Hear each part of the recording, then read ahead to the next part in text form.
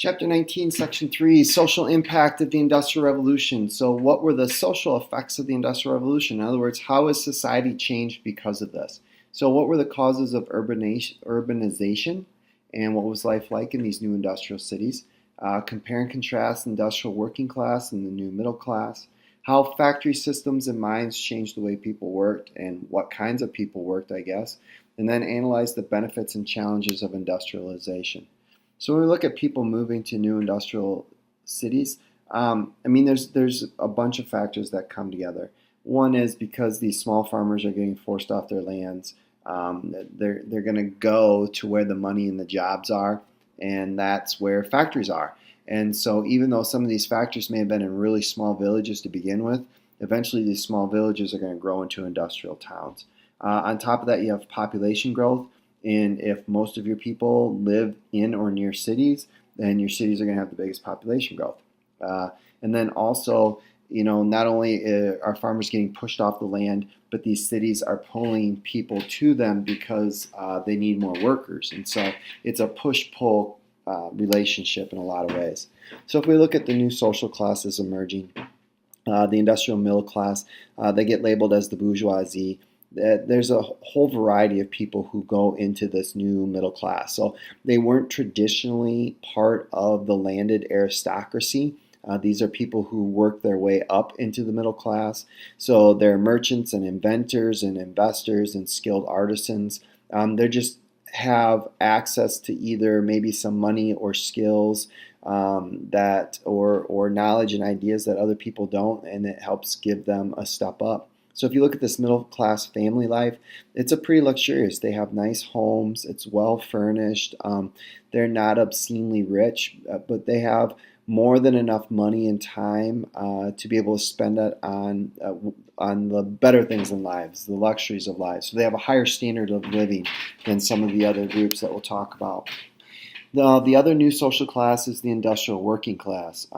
This is a pretty rough life. It's very crowded. It's dirty. There's lots of disease. You're living in cramped, close conditions.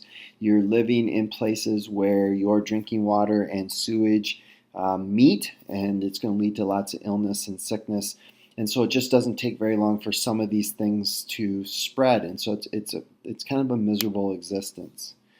So you get new social classes emerging. So these workers try and figure out new ways to be able to make it through this new situation they find themselves in.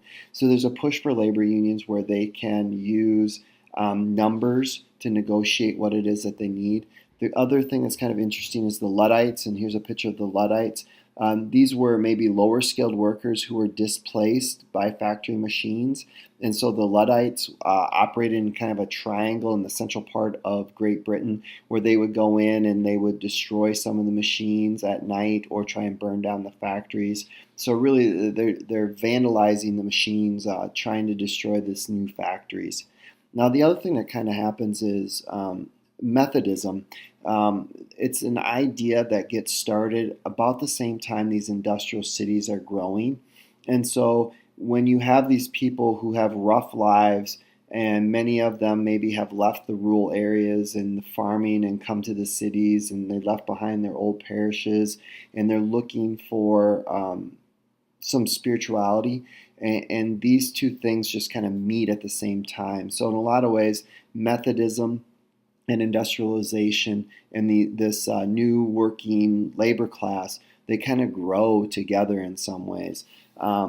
And so this does a little bit more in terms of explaining Methodism, and so does the book. But the message really appeals to the working class. So life in factories and mines, when we look at how does it change the way people work, harsh conditions, long conditions. You go from having a mixture of things maybe when you're on the farm. One day you might be harvesting, one day you might be planting, or at least one season you're doing one or the other. One day you might be fixing fence, one day you might be pulling weeds. It's kind of ever changing based on the needs and the weather. But when you get to the factory life, it's all the same. The whistle blows, you work 12 to 16 hours a day, 6 to 7 days a week. and then the whistle blows and you go home, and then the next day and the next week and the next month and years and years and years and years and years, and that's your life. If you get sick, hurt, you lose your job. Early on, you see large numbers of women going into the factories. Um, I guess factory owners, well, at first, men had plenty of, or had other opportunities, I guess, and women didn't. So that's what enabled women to kind of go into factory work. And sooner or later, that's going to be replaced by men. Miners probably by far have the worst conditions. They're the most dangerous conditions, both short term and long term, because you can have an explosion, you can have poisonous gas, you can have a cave in. All those things are a day to day reality. But also working in dark mines with dust and all that type of stuff and pollution. Miners have pretty short life expectancies. Children also have dangerous jobs. They have probably the most dangerous jobs. Really, by the age of 7 or 8, they're already working.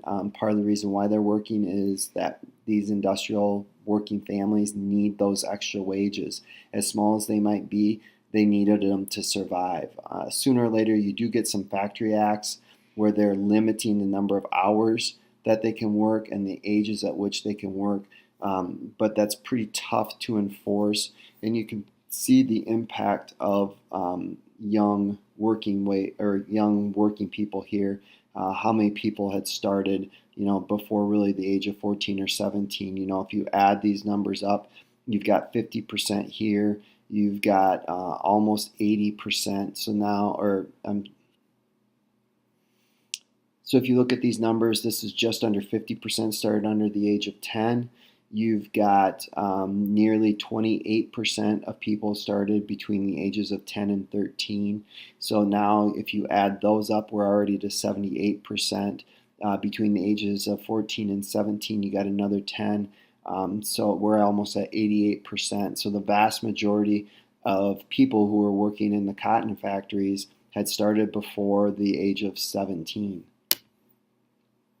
So if we look at the results of industrialization, the blessing, the curse, it's kind of hard to really weigh this out, especially at the time. If you were a working class individual and you're looking at the blessing and the curses definitely outweighed the blessings. If you fast forward to present time, the blessings probably outweigh the curses, and we're the beneficiaries of these people who had to suffer these horrible conditions, barely scraping by, subsistence conditions, harsh working environment, and they just struggled in their day-to-day survival. But because of their hard work and their hardships, we're enjoying the benefits of industrialization today.